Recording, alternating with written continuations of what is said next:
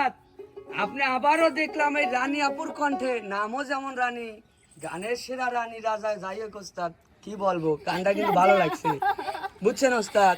আশা করি দর্শকদেরও ভালো লাগবে। ওস্তাদ কেমন জানি লাজুক লাজুক হয়ে গেছে, কিছুই বলে না না না, ওস্তাদ।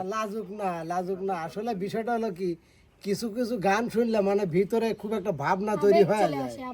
যে যে যাই একটা হোক গান, ওস্তাদ, গানের মধ্যে বললো কি রানী আপুর কথা বলে মনে নাই, এটা কোনো কথা?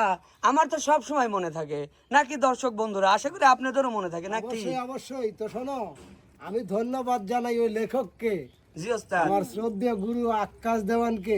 এই যে একটা গান, যার গান যেমন কথা সাজানো তেমন তার সুর, জি ওস্তাদ, মানে কি বলবো, মন মানে ছোঁয়ার মতো। মন ছোঁয়ার মতো। যাই হোক ওস্তাদ, আমার কাছে খুব খুব খুব খুব খুব ভালো লাগছে, বুঝছেন ওস্তাদ?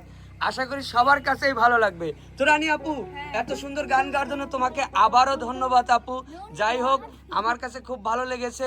দর্শক বন্ধুরা, আপনাদের কাছে কেমন লেগেছে এবং কে কোন জায়গা থেকে আমাদের ভিডিওগুলো দেখেন, বেশি বেশি কমেন্ট করে জানিয়ে দিবেন।